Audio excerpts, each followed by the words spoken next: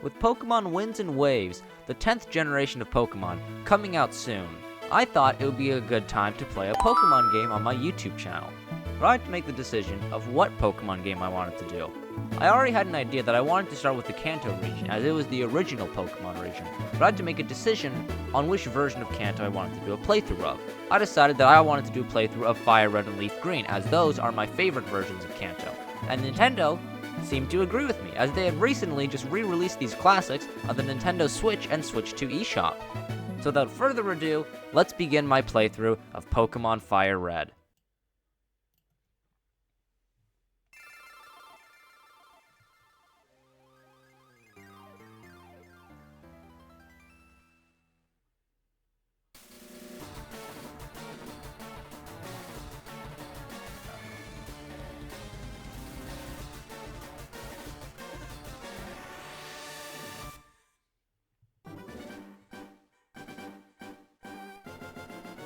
So here we are. Hello everybody. Welcome to Pokemon Fire Red. This is my personal favorite Pokemon game. I don't think it gets any better than this. It's a classic. You can't just not love the original Kanto games. Although this isn't technically the original ones are Red and Blue, but Fire Red and Leaf Green are definitely, in my opinion, the best way to play through Kanto. So let's not dilly-dally any further. Let's just hop straight into Pokemon Fire Red. Here we go. And look, hello there, Professor Oak. Hello there, glad to meet you. Welcome to the world of Pokemon. My name is Oak. Yes, I do know that. I have played these games many times. People affectionately refer to me as the Pokemon Professor. This world is inhabited far and wide by creatures called Pokemon. For some people, Pokemon are pets. Others use them for battling. As for myself, I study Pokemon as a profession. But first, tell me a little about yourself. Now tell me, are you a boy or are you a girl? Well, I indeed am a boy. But let's begin with your name. What is it? Well, it is Mythglad, but unfortunately, that doesn't fit. So unfortunately, my name is a little bit long.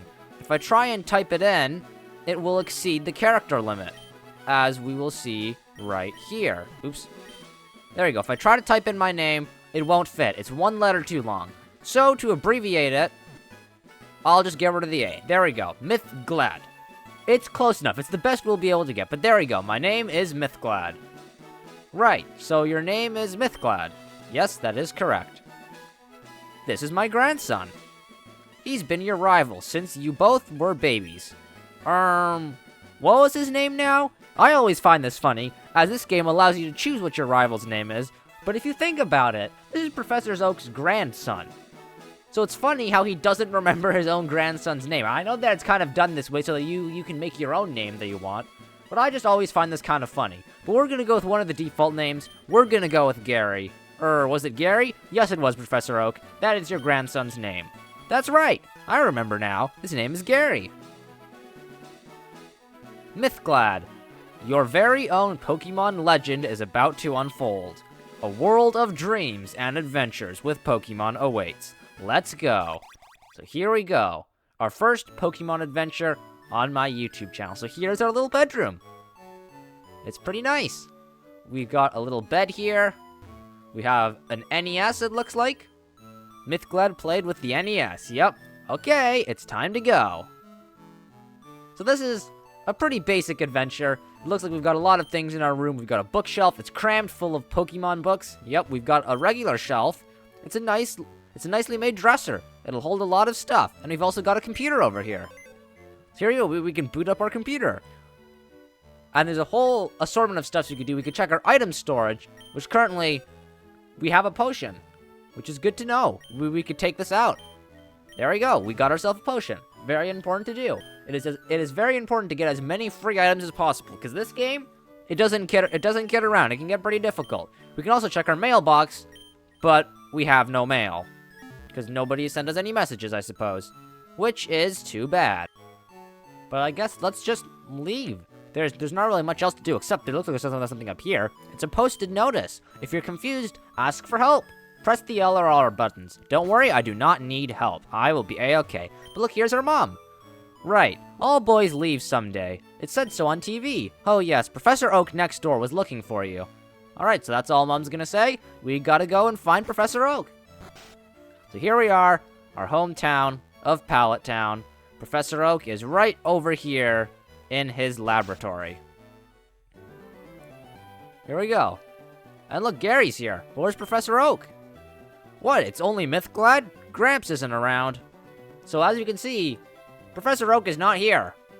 Let's talk to some of his assistants. Where did he go? I study Pokemon at Professor Oak's aid. That's very interesting, but where's Professor Oak? He also studies Pokemon at Professor Oak's aid. But where's Professor Oak? Professor Oak may not look like much, but he's the authority on Pokemon. Many Pokemon trainers hold him in high regard. Very cool, but once again, where's Professor Oak? Fortunately, I know where Professor Oak is. He is up here in the tall grass. Hey, wait! Don't go out! There he is. When we try to leave, he comes out after us. It's unsafe. Wild Pokemon live in tall grass. You need your own Pokemon for your protection. I know. Here, come with me. So now, Professor Oak comes out of nowhere. I don't know where he was. But we found him. And now he is going to give us our very own Pokemon. So here we go. This is a very important decision we have to make. Gramps, I'm fed up with waiting. Gary, let me think. Oh, that's right. I told you to come. Just wait. Here, Mythglad. There are 3 Pokemon here. Haha! These Pokemon are held inside these Pokeballs. When I was young, I was a serious Pokemon trainer. But now in my old age, I only have these 3 left. You can have one. Go on, choose. Hey, Gramps, no fair. What about me? Be patient, Gary. You can have one too. So this decision is very important. It'll impact our entire playthrough. We have 3 starter choices right in front of us. We have the Water-type Pokemon, Squirtle. We have the Grass-type Pokemon, Bulbasaur. And we have the Fire-type Pokemon, Charmander. So whichever starter we choose will make a big impact on the game, because Gary over here will choose the starter that is strong to our starter. So if I choose Bulbasaur, which is a Grass type, he will choose Charmander, as Charmander is a Fire type and is super effective on Bulbasaur. So I am going to go with the starter Pokemon that I chose on my first playthrough of Fire Red, which was a long time ago, and that was Bulbasaur. So here we go, we're going to choose Bulbasaur, the Grass type. So there we go, this Pokemon is really quite energetic. Mythglad received the Bulbasaur from Professor Oak. So we could give him a nickname. I'm just going to stick with Bulbasaur. I'm not the most creative person. And now Gary here is going to choose Charmander. I'll take this one then. So Gary received the Charmander from Professor Oak. He will always choose the one that is super effective against you. If you choose Squirtle, he will choose Bulbasaur. If you choose Charmander, he will choose Squirtle. There's no getting around it. He will always choose one that's super effective on you. And now we can leave. Although actually we can't leave, because Gary wants to have a Pokemon battle. Wait, Mythglad, let's check out our Pokemon. Come on, I'll take you on. So here we go, our first Pokemon battle. So rival Gary would like to battle. He's gonna send out his Charmander, and we'll send out our Bulbasaur. Oh, for Pete's sake, so pushy as always. Mythglad, you've never had a Pokemon battle before, have you? A Pokemon battle is when trainers pit their Pokemon against each other. The trainer that makes the other trainer's Pokemon faint by lowering their HP to 0 wins. But rather than talk about it, you'll learn more from experience. Try battling and see for yourself. Well, the thing that Gary doesn't know is that I am a Pokemon master. I have played quite a bit of Pokemon. So we're gonna go and start off with a tackle to try and get some damage off. There we go, that's some pretty good damage. Inflicting damage on the foe is the key to any battle. So he is gonna attack us back and use Scratch. And I'm gonna Growl, which Growl doesn't do any damage, but it will lower Charmander's attack, so he will do less damage to us. Lowering the foe's stats will put you at an advantage. Yes, indeed it does. See, now he will Scratch, and it does slightly less damage. Instead of doing 4 damage, it only does 3. Now I'll go and do another Tackle, and he will use another Scratch. I will use another Tackle once again. He will use another Scratch once again. And the battle just kind of goes like this back and forth until eventually one of the Pokemon faints.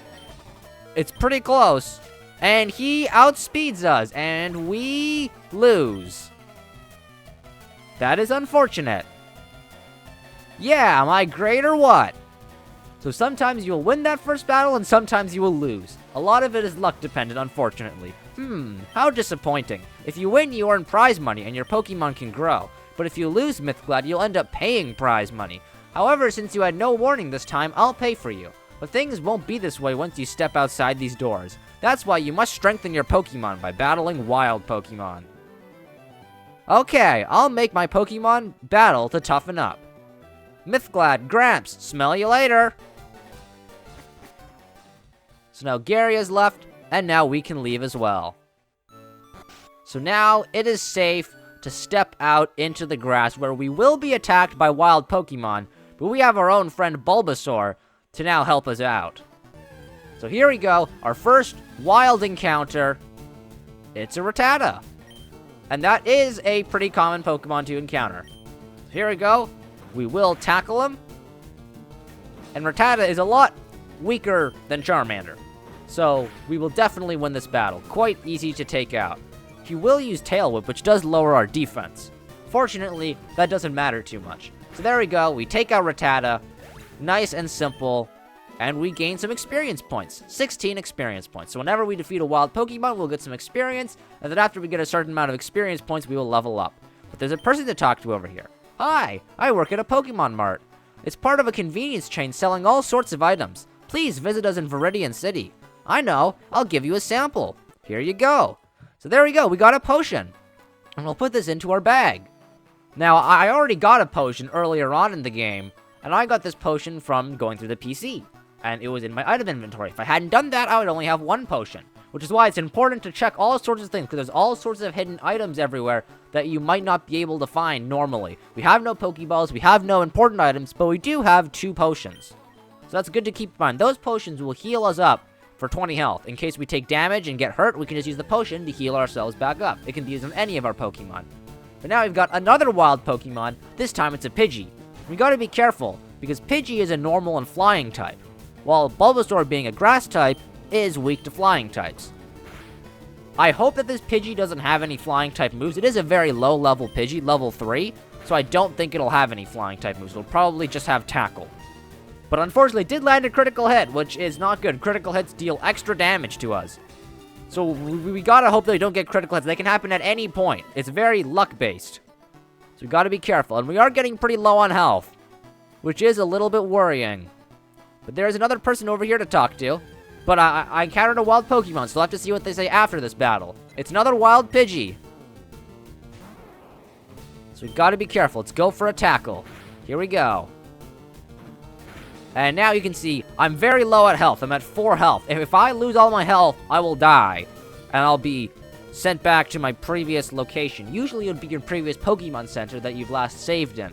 But since we haven't gotten to a Pokemon Center, we'll just be sent to our mom's house. But fortunately, we have these potions here that we could use to heal ourselves up. So I'll use it on Bulbasaur, and we're now at full health again.